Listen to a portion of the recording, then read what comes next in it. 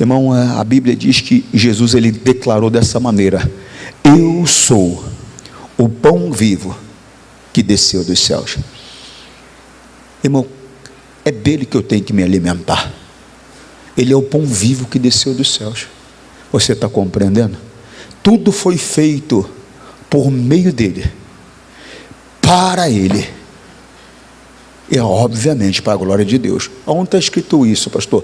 João Evangelho capítulo 6, versículo 51. Vamos ler comigo, ó. Eu sou o pão vivo que desceu do céu. É Jesus o pão vivo. Coloca na linguagem de hoje para mim. 6,51 de João. Ele é o pão vivo, ó. Eu sou. A gente chega lá. Amém. Posso ir agora? Bora lá? Vai ficar tudo tranquilo? Ontem eu até fiquei com dó do pastor. A gente não está no culto, microfone falhando toda hora, e uma situação complicada toda hora. Por mais concentrado, não, por mais preparado que você está, te atrapalha, te prejudica. Você imagina agora, vamos para o natural, vai. Você imagina um time de futebol, né? Aí o pessoal prepara o esquema tático, né? Faz a pré-eleição e não sei o que, entra em campo, todo mundo aquecido, começa o jogo, leva um gol. Acabou tudo. Tudo que foi preparado atrapalhou tudo, porque vai ter que mudar tudo. Então, espiritualmente não é muito diferente não, meus irmãos. Aí você orou, você preparou, você buscou. Irmão, quem está junto com você tem que estar na mesma sintonia. Por quê, pastor? Como é que faz? Né? Um está a 110, o outro está a 220, não vai acompanhar. Tem que estar na mesma sintonia, tem que estar atento, tem que estar ligado. Por quê, pastor? Porque a obra de Deus, ela requer que nós estejamos prontos, preparados. Como que eu vou fazer uma prova, irmão?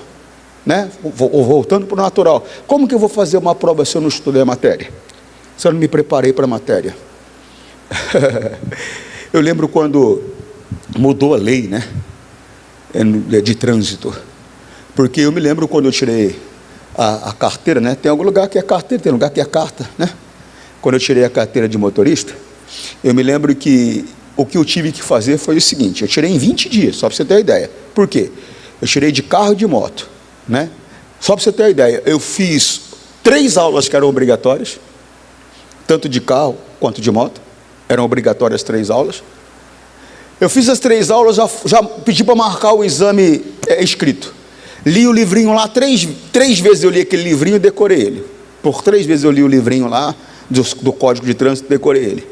Fui fazer o exame escrito. Passei com louvor, gabaritei o teste. Tranquilo. Fui para o exame prático. Passei imediatamente. Em 20 dias a carta estava na minha mão. Tinha carta, mas não tinha carro, viu? Tinha carta, mas não tinha carro. Só que com o passar do tempo mudou, né? Começou a existir algumas regras novas. Você tinha que aprender sobre direção defensiva, né? Você tinha que aprender sobre isso, sobre aquilo. E quem tinha tirado a carta de um determinado ano para trás ia ter que refazer alguns exames, né? Porque hoje, para renovar a carta, a única coisa que eu tenho que fazer é exame de vista, né? E tem estado que é mais rigoroso o exame, porque vai precisar de outro tipo de exame, mas normalmente é físico. Eu não vou ter que fazer exame de teste de lei ou fazer alguma coisa mais. Eu lembro que a último exame que eu fiz, não vou falar nem o lugar, nem a cidade, para não nem comprometer o órgão, que é obrigado a fazer. Eu fui renovar a carta, aí o cara mandou eu entrar, fiquei lá, sentei, peguei a minha vez, chegou a minha vez, entrei. Tudo bem, doutor? Tudo bem? Como é que o senhor está? Eu falei, estou bem. Ô, senhor Antônio, o senhor faz o quê? Eu falei, eu sou pastor. Ah, o senhor é pastor? Eu falei, sou pastor. Que igreja? Eu falei, Igreja Internacional da Graça de Deus. Ele, que bom, lá em tal lugar, tem um médico amigo meu, que frequenta a tua igreja. Eu falei, mas que legal, tal. Estou esperando para quê? Para fazer o exame, né? Então tá bom, senhor Antônio, um abraço. Eu falei, mas o exame? Ele falou, não, já está lá no Detran, já pode ir embora. Eu falei, rapaz, isso eu não enxergo. É uma irresponsabilidade do médico, concorda comigo? Por isso que eu não estou falando no lugar, né? Eu falei, mas se eu não enxergo, se eu tenho algum problema, né? Se o meu reflexo não é mais o mesmo, não, é errado, o que foi feito é errado, né? Ainda bem que, né? Mas eu poderia não estar em condições e colocar em risco qualquer pessoa que está na rua, não é verdade? Não pode, está errado. Mas vou falar do exame que eu tive que fazer. Aí cheguei lá, eu falei, agora mudou, né? Aí a pessoa, mudou, sim, senhor. E está assim, mudou, sim, senhor. Falou, eu lhe conheço, né? Eu falei, não sei. Falei, pode ser que sim. Eu estava bem gordinho, né? Eu estava em Guarulhos, estava bem gordinho, estava com 101 quilos, né? Estava bem gordinho. Ele falou, eu lhe conheço da televisão. O senhor é o pastor Antônio Júnior. Eu falei, sou eu mesmo, tudo bem? Tudo bem. Ele falou, o senhor quer o que aqui? Eu falei, eu preciso renovar a carta. Mas eu fiquei sabendo agora que tem que fazer um exame, que tem que fazer um curso de 7 dias, né? De uma semana, para depois eu poder retirar, marcar o exame escrito para poder, porque eu tirei minha carta de um ano tal para trás. Ele, é verdade. Eu falei, mas só que o senhor não precisa não, toma aqui, vai lá, vou marcar para o senhor já. Eu falei, mas eu não sei sobre a lição. Ele, estuda aí, pastor. Eu falei, mas quando que você vai marcar? Ele falou, para 2 da tarde. Eu falei, mas é daqui a pouco. Ele falou, é. Eu falei, tá bom então. Aí catei o livro. Falei, Jesus, eu conheço tudo isso daqui. Eu me lembro tudo. Eu sei o que é uma curva sinuosa, eu sei o que é uma placa de animal selvagem, silvestre no caso, eu sei o que é uma placa de aeroporto, eu sei tudo isso. Eu falei, só que daqui para cá, Jesus, eu não sei nada. Então eu vou ler só isso aqui que eu não sei. Eu vou ler só isso aqui. E li. Fiquei no carro, meu auxiliar do lado, eu li tudo aquilo ali. Mas li uma vez só. Aí deu a hora de fazer o exame. É uma preparação, talvez não é a preparação adequada, mas é uma preparação. Aí deu a hora de fazer o exame. Aí fui. Quando eu tirei, você sabe que aquela prova ali, ela não é uma prova igual para todo mundo, né? Você pode até tentar colar de quem está do lado, que você vai quebrar a cara, que ela é diferente para cada pessoa ali, né? E eu cato a minha prova, abri, ela veio lacrada, eu abri, rapaz, é Deus que não tem explicação. Tudo que eu estudei, tinha acabado de estudar, caiu tudo aquilo ali, eu tirei, gabaritei a prova. Mas houve uma preparação, se foi adequado ou se não foi adequada, mas houve uma preparação. Se eu não tivesse, pelo menos, lido uma vez como eu li, como é que Deus ia me lembrar, irmão? Como é que o Espírito Santo ia me lembrar? Para eu ser lembrado de alguma coisa, eu tenho que ter conhecido aquilo ali, senão eu não vou lembrar. Eu preciso ir em tal lugar, meu Deus, me lembra o caminho. Eu tenho que ter ido alguma vez ali, senão ele não vai me lembrar algo que eu não conheço. Eu tenho que estar preparado para tudo. Eu tenho falado muito esses dias, só é surpreendido aquele que não se prepara. Se você se preparar, você não vai ser surpreendido, porque em qualquer circunstância, em qualquer situação, você vai estar pronto, você vai estar preparado, amém? E como eu me preparo para vencer, pastor? Me alimentando do pão da vida. Aí você vai vencer em qualquer circunstância, qualquer situação da tua vida. Eu li aquilo ali e fiz uma oração. Quando deu a hora, eu falei, Jesus, me ajuda. Eu falei, o resto tudo aqui eu sei. É lógico, muitos anos, uma coisa ou outra você pode ter dúvida, né? Uma coisa ou outra você pode ter dúvida. Eu falei, mas o senhor pode me ajudar, porque eu sei, o senhor pode me lembrar. Agora, ele não poderia me lembrar daquilo que eu não sabia, gente. Então é a mesma coisa com você tem que se alimentar do pão da vida, ter o entendimento, ter a orientação. E ele vai lembrar você de cada coisa que a palavra de Deus diz, dependendo da situação, da circunstância que se apresenta na sua vida, que se apresenta diante de você. Amém, Jesus? Coloque isso dentro de você, comece a se preparar mais, Comece a se preparar mais. Eu estou falando na ciência de Deus, no conhecimento da pessoa de Deus. É lógico que eu tenho que ser uma pessoa preparada na ciência do homem também, do conhecimento das coisas humanas também, é lógico. Mas eu tenho que me preparar na ciência do conhecimento de Deus. Apesar de estarmos na casa de Deus, às vezes 2 vezes por semana, às vezes 3 vezes por semana, nós não temos o conhecimento de Deus necessário muitas vezes para vencer. Não temos o conhecimento de Deus necessário muitas vezes para tomar posse da bênção que Deus tem para nós. Não temos. Eu fico clamando a Deus prosperidade, mas prosperidade é um dom, eu não preciso fazer nada para prosperar. E às vezes eu não paro para prestar atenção que é um dom. Um dom, o que é um dom? É um presente. Eu não pago por um presente. Um presente é algo que eu ganho, é algo que me foi dado. Então a prosperidade é um dom, mas se eu não tenho o entendimento, eu vou até pagar por algo que eu não preciso pagar. Ou não vou conseguir pagar, no caso que é algo de Deus, mas eu fico me esforçando sem necessidade. Aí começa a jejuar para prosperar, e começa a jejuar para... Não, na verdade, prosperidade é um dom de Deus, é um presente que Deus dá. Mas aí eu não tenho entendimento, e estou me esforçando, estou me empenhando para algo que não vai produzir nada. Por quê? Porque é de graça que eu alcanço a prosperidade. É muito sério isso, gente. Eu sou o pão vivo que desceu do céu. Ele é o pão vivo. Eu sou o pão vivo que desceu do céu. Se alguém comer desse pão, viverá para sempre. Por quê, pastor? É o alimento que me dá vida eterna. Não vai ser outra coisa que vai me dar vida eterna, irmãos. Se eu não me envolver com Jesus, com a palavra de Deus, se eu não me alimentar do entendimento que vem de Deus, que vem do céu, me alimentar dessa maneira, porque quando eu ouço a palavra alimento, eu lembro sempre da maneira natural, né? De encher o meu corpo de substâncias que vai me fortalecer, né? Que vai trazer a vitamina que eu preciso, que vai me trazer o que eu preciso para ter força. Mas aqui é espiritual. Aqui é espiritual. Eu tenho que me alimentar do pão vivo que desceu dos céus, ou seja, eu tenho que ser aquela pessoa que dê atenção à pregação do Evangelho, eu tenho que ser aquela pessoa que examine as Escrituras, e mais, poxa vida, eu tenho que ser aquela pessoa que coloca em prática toda a orientação que me é dada, aí eu vou ter a vida eterna, que eu preciso. Não é só a vida aqui, você lembra do apóstolo Paulo, ele falando, se a nossa expectativa foi só para essa vida, nós somos os mais miseráveis dos homens. A minha expectativa não pode ser só para essa vida. Eu não posso trabalhar só para essa vida. Eu não posso lutar e brigar só para essa vida, para conquistar só para essa vida. Por quê, pastor? Porque essa vida ela vai terminar. Eu vim do pó, o pó vou tornar. Quanto tempo? Eu estava até conversando a semana passada, a vovó daquela fez 102 anos. Poxa vida, que alegria, mais uma hora ela vai. É uma alegria, mas uma hora vai. Por quê, pastor? Porque essa vida é assim, ela é passageira, é lei no mundo espiritual, do pó veio, ao pó tornará.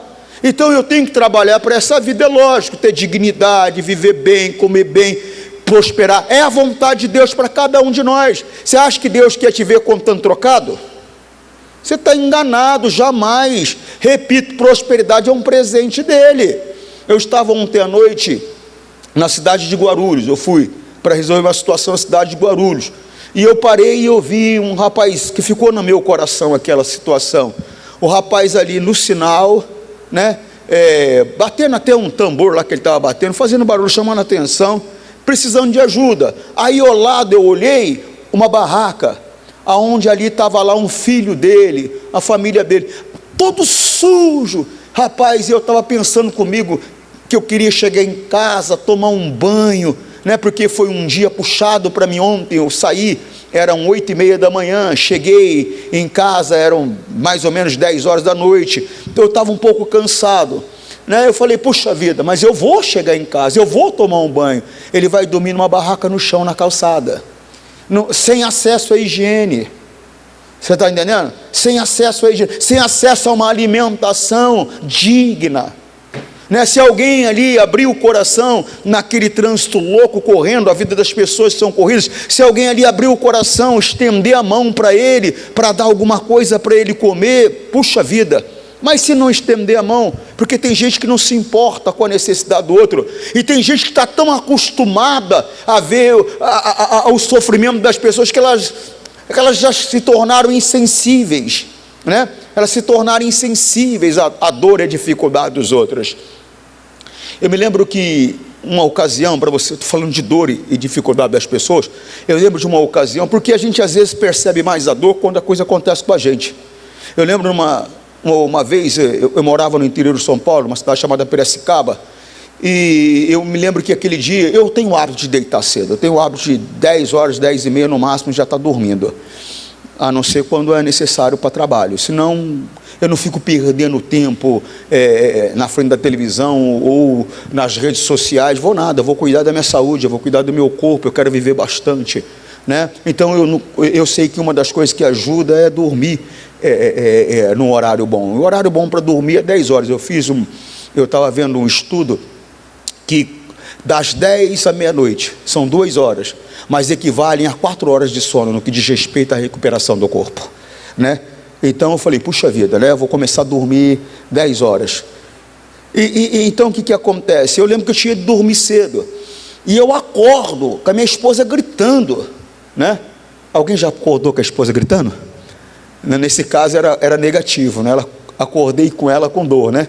Porque às vezes o irmão acorda com a esposa gritando, acorda! Vai, você tem que trabalhar, né? Não acontece isso não comigo não, pastor.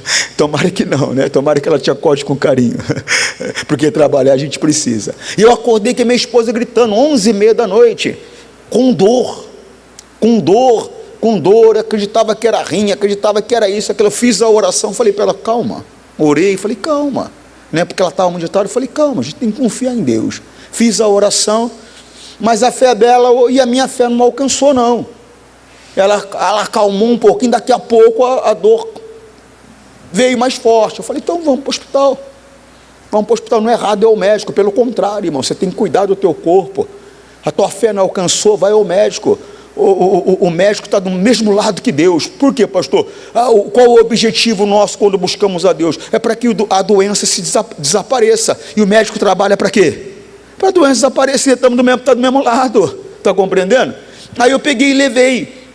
Aí cheguei, fiz a ficha e tal, levaram ela para dentro, e eu estou lá esperando, né, preenchendo documentação, e espera, e não tem notícia, espera, de repente eu começo a escutar, gritar, e eu fui entrando, aí eu entrei, olhei e vi uns 3, 4 médicos e um enfermeiro, 2, 3 enfermeiros, sentados, batendo papo, tomando cafezinho, e o grito cada vez mais forte. Eu entrei, eles nem viram. E o grito cada vez mais forte, fui entrando. A minha esposa sozinha no quarto, gritando, que nem doido, e ninguém ia lá. Aí eu peguei e fui lá, falei, vocês estão fazendo o que aí? Não, eu falei, rapaz, 2 minutos. Se ninguém for lá atender minha esposa, eu vou quebrar tudo aqui. Está errado, tá? Não faz isso não. Mas foi o que aconteceu comigo na hora. Não vou contar a história para você ficar mostrando uma coisa que eu não sou. Falei, 2 minutos. Aí vem um médico correndo, veio outro médico correndo, mas não é por cá. Mas eles, o que eu quero mostrar com isso? A insensibilidade das pessoas. Mas é por que eles estavam insensíveis? Estão tão acostumados. Ver a pessoa gritar, chorar, que para eles não faz nenhuma diferença. Não faz nenhuma diferença. E às vezes é o que está acontecendo conosco, irmãos. Nós estamos tão acostumados a ver em São Paulo pessoas passando necessidade, pessoas às vezes dormindo na rua, que a gente, sabe o que a gente faz hoje?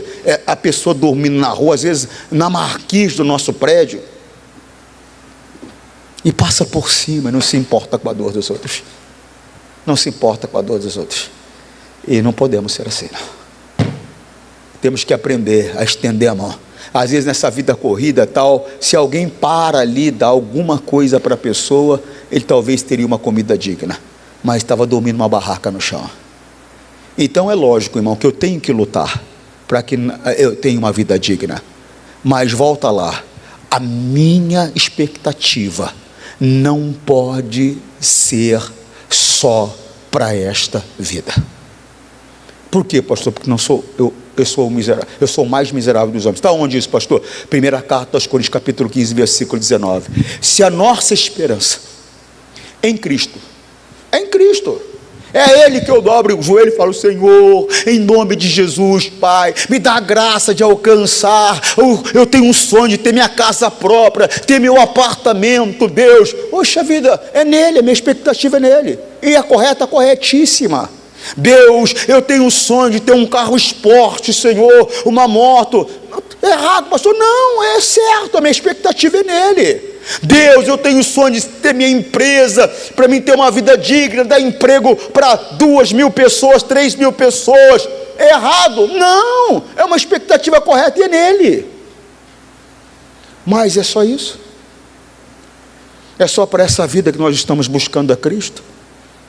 É só para essa vida que nós estamos clamando?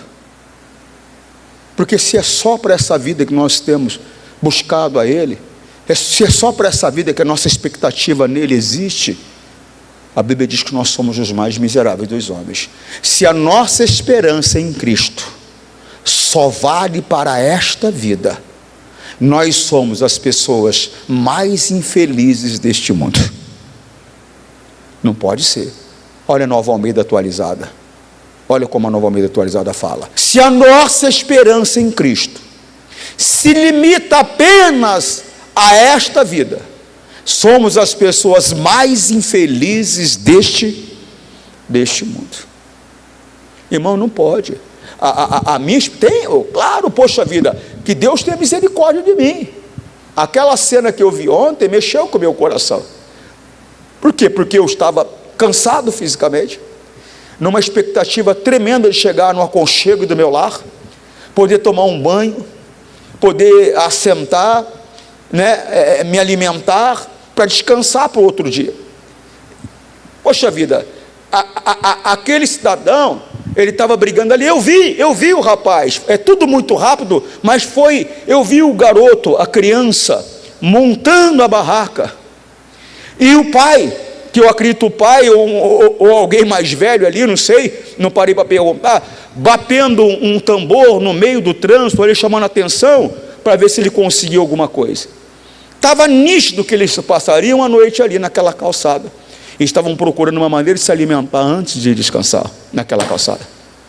Então é lógico que eu quero dignidade para minha casa, é lógico que eu quero dignidade para minha família, eu quero que o meu filho possa estudar num bom colégio, eu quero que a minha esposa possa poder ir no cabeleireiro quando quiser, ir numa loja comprar a roupa que quiser, você está entendendo? Ter o sapato que quiser, apesar que mulher não gosta muito de sapato, né, irmãs? Não é verdade? Eu nunca vi, parece uma santopeia, né? Só tem 2 pés e 500 pares de sapato, né? Só Jesus. Então, quer dizer, eu quero. A expectativa é claro, mas eu quero que a minha mulher vá para o céu. Eu quero ir para o céu. Eu quero passar a eternidade com Jesus Cristo. Eu quero que o meu filho estude nas melhores faculdades. Eu quero que o meu filho tenha um salário digno, uma vida muito melhor do que a minha. Mas eu quero meu filho no céu. Por quê, pastor? Porque senão não adianta. A minha expectativa, a tua expectativa, a nossa expectativa não pode ser só para essa vida, gente. A minha expectativa não pode ser só para essa vida. Repito, poxa vida, é claro, é a vontade de Deus, inclusive. Você acha que Ele te deu um presente para você não usar? Pelo contrário, Ele deu um presente que é a prosperidade, um dom. A palavra dom é presente, traduzido do original grego, é presente. É para você, do hebraico, é presente, é para você desfrutar do presente. Você chega para mim e fala: pastor, o negócio é o seguinte, estou lhe dando um presente, não pode usar não, viu? É para o senhor ficar guardado, o presente não é para usar. Olha, você me deu um presente para mim usar, para mim desfrutar, sim ou não? E Deus deu esse presente para você usar, desfrutar. Agora, o que Deus quer que você entenda, da necessidade de você comer do pão da vida, você está compreendendo? Para poder ter vida eterna. Por quê, pastor? Porque é só por meio de Jesus que eu vou ter a vida eterna, senão eu não vou ter. Existência eterna todos nós teremos. Por quê? Nós fomos criados à imagem e à semelhança de Deus. Deus é eterno, nosso espírito, que é a imagem e a semelhança de Deus, ele é eterno também. Não é o nosso físico que é a imagem e a semelhança de Deus. Não, Deus não é alto, Deus não é baixo, Deus não é magro, Deus não é gordo. Deus não é negro, Deus não é oriental, não é amarelo, não é branco. Não, não. Deus não é homem, Deus não é mulher. Não, Deus é espírito. Você compreende? Então a nossa verdadeira pessoa, que é semelhante a dele, é o nosso espírito. Então Deus não pode ser destruído, pastor. Ele nos criou a semelhança dele. Nós também não podemos ser destruídos. Mas aí está, alguns de nós, é dor, isso que eu vou falar, doloroso, mas é verdade. Alguns de nós teremos vida eterna, e alguns de nós teremos existência eterna. Vida eterna, só aquele que se alimenta do pão da vida, só aquele que se alimenta do pão vivo que desceu dos céus, que é a palavra de Deus, o Senhor Jesus. Então eu tenho que começar a me alimentar, você tem que começar a se alimentar, nós temos que começar a fazer dessa maneira, ó. Eu sou o pão vivo que desceu do céu. Se alguém comer desse pão, viverá. Ele está falando de vida, ele não está falando de existir, ele está falando de viver. Viverá para sempre. E o pão que eu darei para o mundo tem a vida, para que o mundo tenha vida, é a minha carne. Aí quando alguém falou, ele falou a minha carne, alguém imaginou que eles tinham que se tornar canibais, né? Que eles iam ter que se alimentar da carne de Jesus. Não, não, é que ele daria o corpo dele em sacrifício. Era disso que ele estava falando. Ele daria o corpo dele em sacrifício, a carne dele em sacrifício. Lembra de Isaías 53:4? Vamos dar uma olhada só para você entender essa parte aqui, porque ele está falando, o mundo é minha carne, né? Coloca no Almeida Revista Corrigida agora. Ó, presta atenção, ó. Verdadeiramente, ele tomou sobre si as nossas enfermidades, e as nossas dores levou sobre si, e nós o reputamos por aflito e ferido de Deus, e oprimido. Segue. Mas ele foi ferido pelas nossas transgressões e moído pelas nossas iniquidades. O castigo que nos traz a paz estava sobre ele, e pelas suas pisaduras fomos sarados. Amém, pessoal?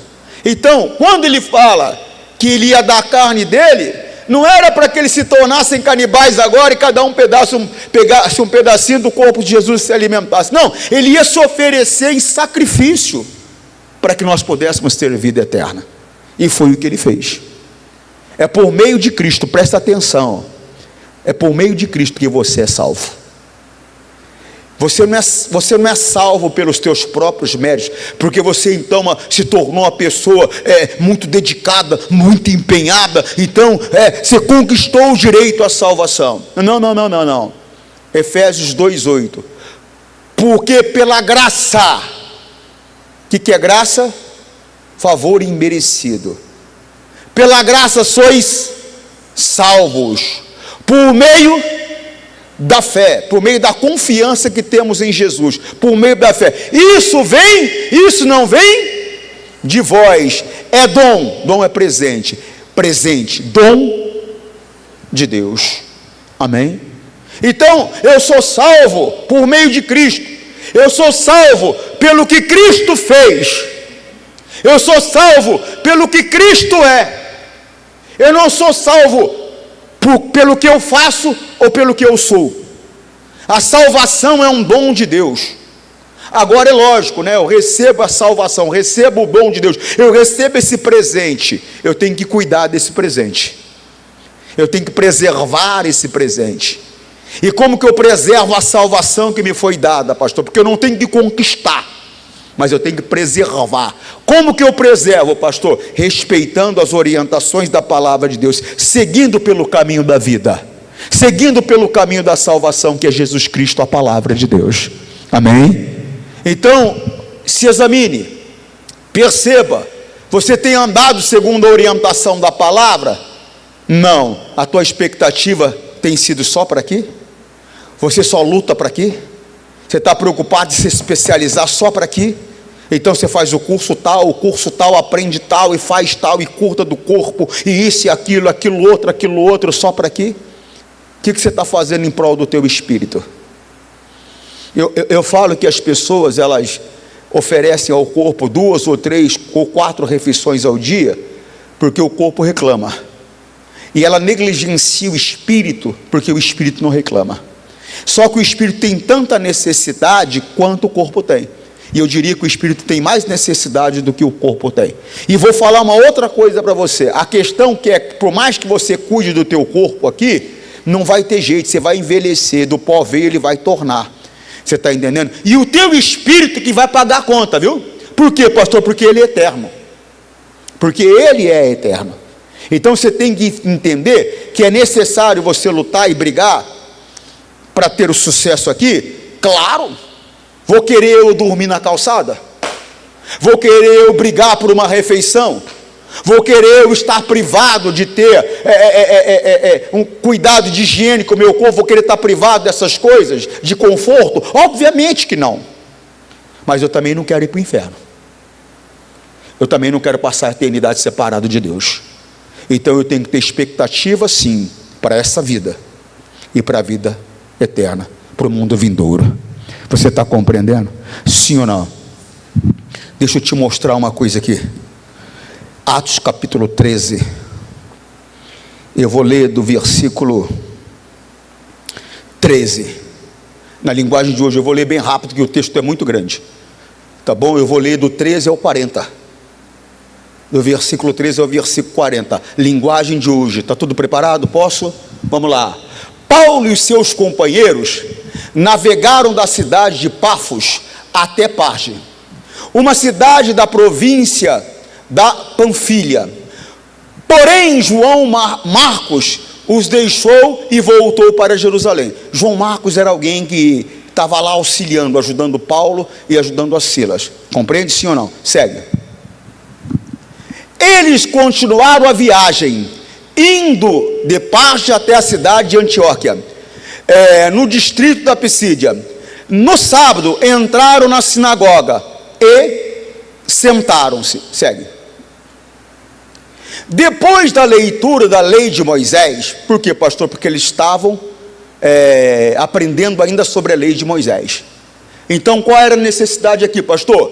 Que eles entendessem que a lei de Moisés havia passado e que agora eles teriam que aprender sobre as leis de Jesus Cristo e viverem sob a lei de Jesus Cristo.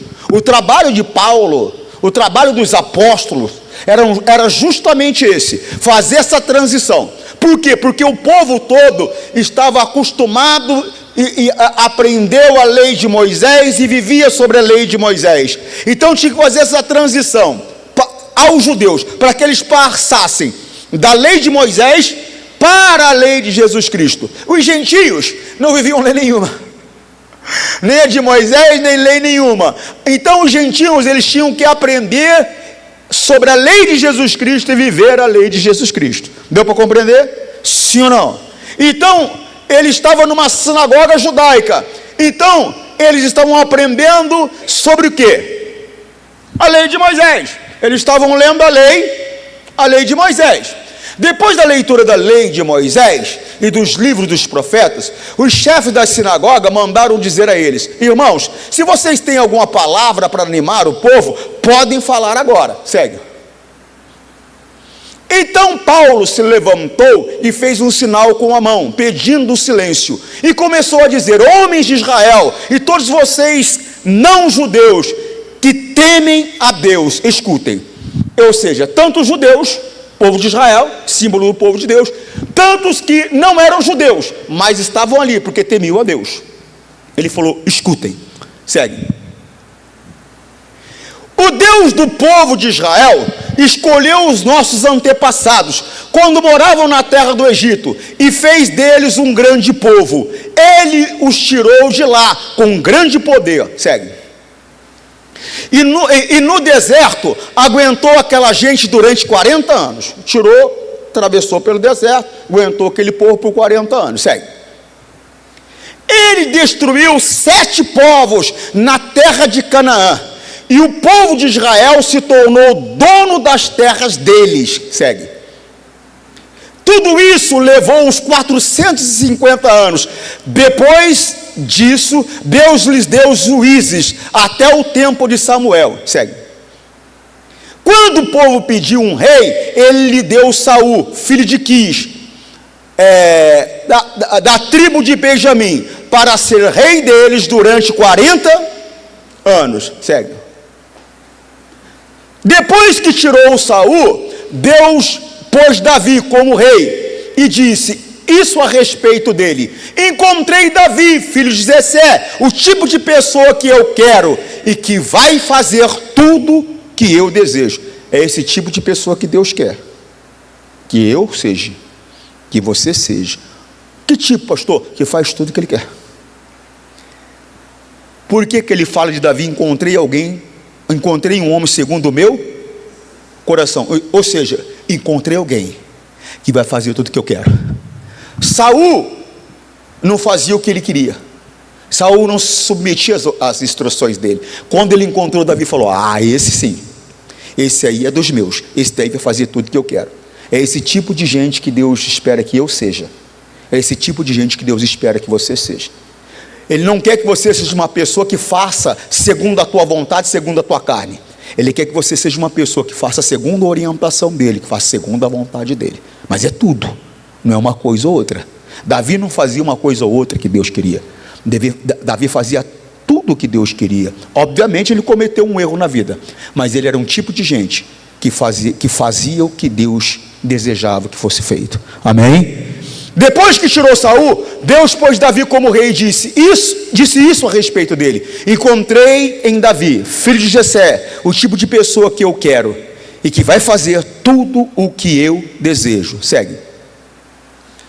Um dos descendentes de Davi foi Jesus, a quem Deus pôs como Salvador de Israel, como havia prometido. É por meio de Jesus que nós temos salvação.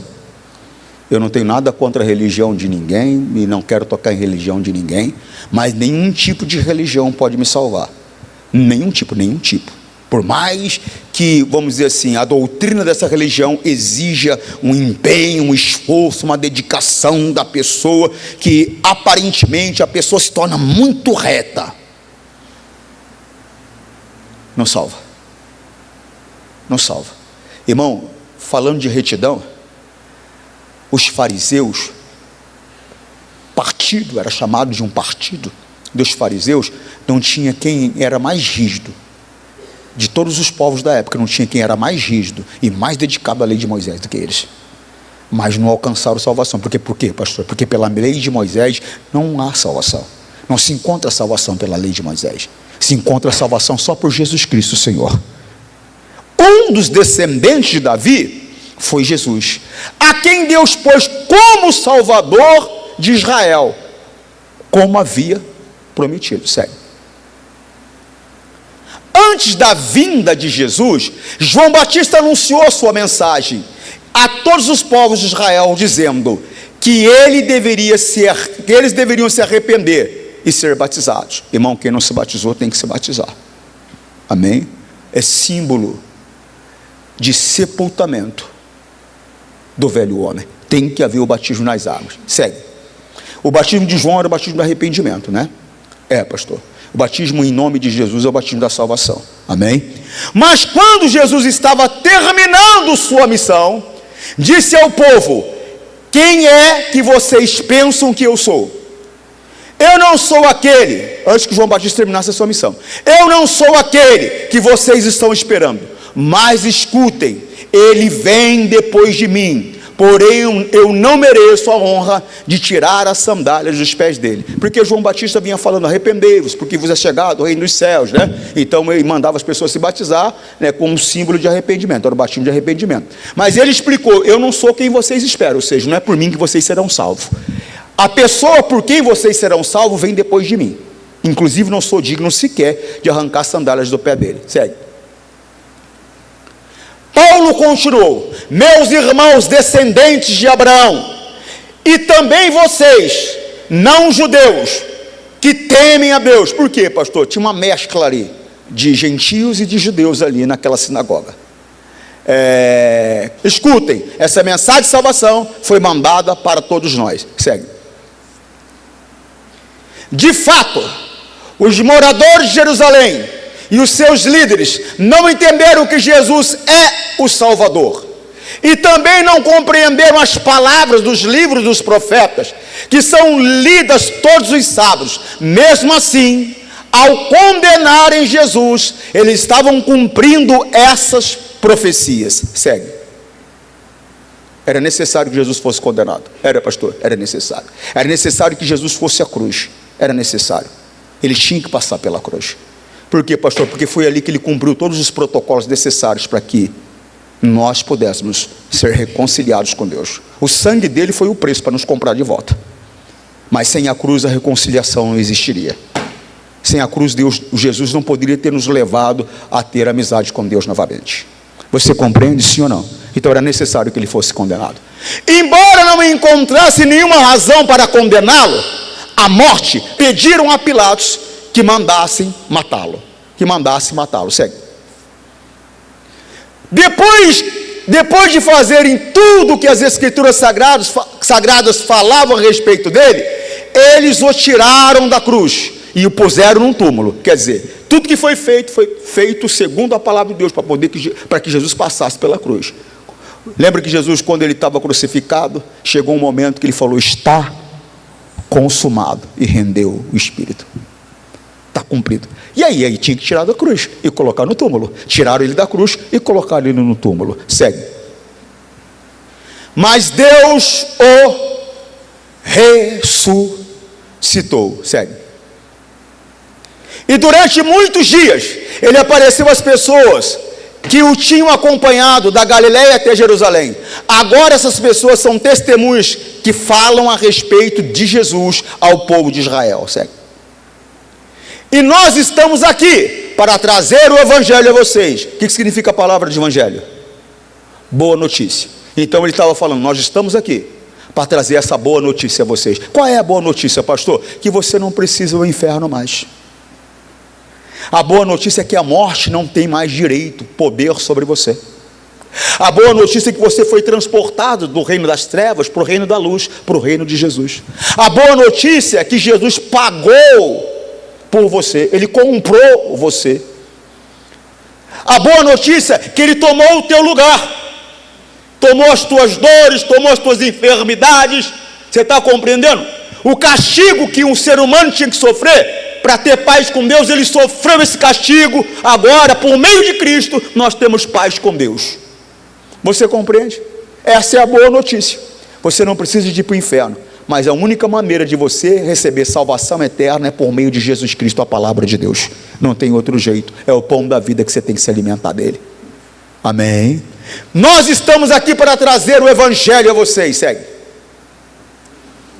Deus fez agora para nós o que havia prometido aos nossos antepassados. Ele ressuscitou Jesus, como está escrito no Salmo número 2: você é o meu filho, hoje eu me tornei seu pai. Sério, coisa linda, irmão, coisa séria.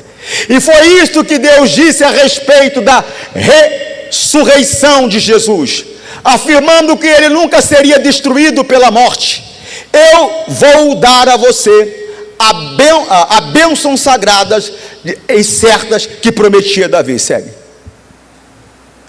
E em outra parte das Escrituras, lemos também: tu não deixarás que o teu dedicado servo apodreça na sepultura. O corpo de Jesus não apodreceu na sepultura, no terceiro dia ele ressuscitou. Amém? Preste atenção para você entender melhor. Ele morreu na carne, ressuscitou no espírito, tá bom? O corpo dele não apodreceu na sepultura. Deus transformou o corpo dele em um corpo glorificado. Amém? Só para entender, segue. E Paulo disse ainda: na verdade Davi no seu tempo cumpriu os planos de Deus, depois morreu, foi sepultado ao lado dos seus antepassados e apodreceu nas Escrituras. O que ele estava dizendo? As promessas que você viu Davi falando não tinha a ver com ele, As promessas que você viu Davi falando, era referente à pessoa do Senhor Jesus. Então a salvação não era por meio de Davi, a salvação é por meio de Jesus. Davi fez tudo que Deus mandou, fez, cumpriu toda a vontade de Deus, cumpriu, mas ele morreu, o corpo dele foi enterrado, apodreceu. Em outras palavras, o túmulo dele está aqui entre nós. Agora, presta atenção nisso no 37. Mas isso não aconteceu com aquele que Deus ressuscitou. Segue. Ou seja, o corpo não apodreceu, ele ressuscitou, o corpo dele foi glorificado. Amém? Meus irmãos, todos vocês precisam saber com certeza que é por meio de Jesus que a mensagem do perdão de pecados é anunciada a vocês. Precisam saber também que quem crê é liberto de todos os pecados dos quais a lei de Moisés não pode livrar. Lembra que eu falei?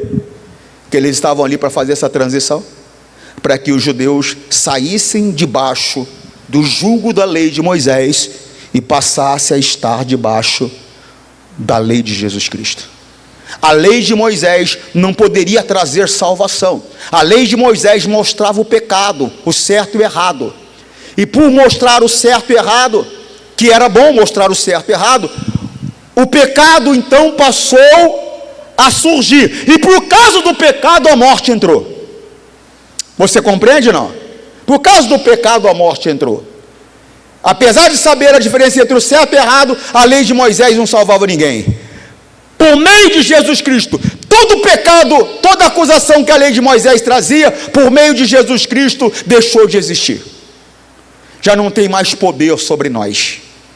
Por quê? Porque Jesus cumpriu todos os protocolos necessários, ele representou a mim e você. Por meio de Cristo nós somos salvos. Por meio de Cristo nós somos libertos dos pecados. Por meio de Cristo nós somos reconciliados com Deus. E por meio do Espírito de Cristo nós nos tornamos filhos de Deus.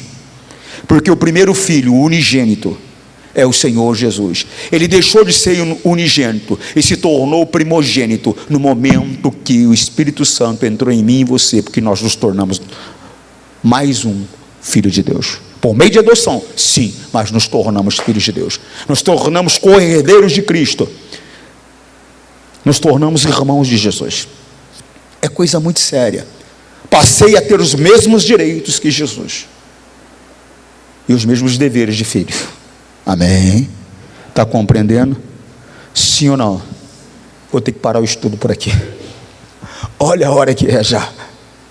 Mas se Deus permitir, a gente continua esse estudo depois. Irmão, acorda, desperta. A nossa expectativa não pode ser só para cá. Repita, lógico, meu Deus do céu. Que dor que me deu de ver aquele homem ali na rua, com aquela criança. E estava ventando ontem à noite em São Paulo. E o garoto tentando armar a barraca ali, né? Ou seja, o garoto estava fazendo um trabalho de armar a barraca para eles dormirem, e o outro estava ali fazendo um trabalho para ver se conseguia alguma coisa para comer. Estava comigo 2 amigos, tinha 3 pessoas no carro comigo, eu e mais 3 pessoas, eu não sei se eles viram o que eu vi. Por quê, pastor? Porque a visão, ela muda para cada pessoa, né? Às vezes eu olho e enxergo algo nele que você não enxergou, né? E você olha e enxerga algo em mim que ele não enxergou, é desse jeito, né? Viram na... Como era o nome dela? Da rainha? Viram na Esther uma escrava, não viram? Uma escrava, uma judia, uma escrava. Deus viu nela uma rainha. Então que Deus vê, que você permita ser enxergado pelos olhos de Deus e não pelos olhos das pessoas. Se veja como Deus te vê. E Deus te vê alguém precioso e importante, mas Ele quer que você seja como Davi. Como Davi, pastor? Na verdade não. Ele quer que você seja como Jesus Cristo. Por quê, pastor? Porque Jesus Cristo nunca pecou, nunca disse uma mentira, fez tudo o que o Pai queria. Jesus Cristo é mais perfeito. É por meio dele que nós somos salvos. Amém?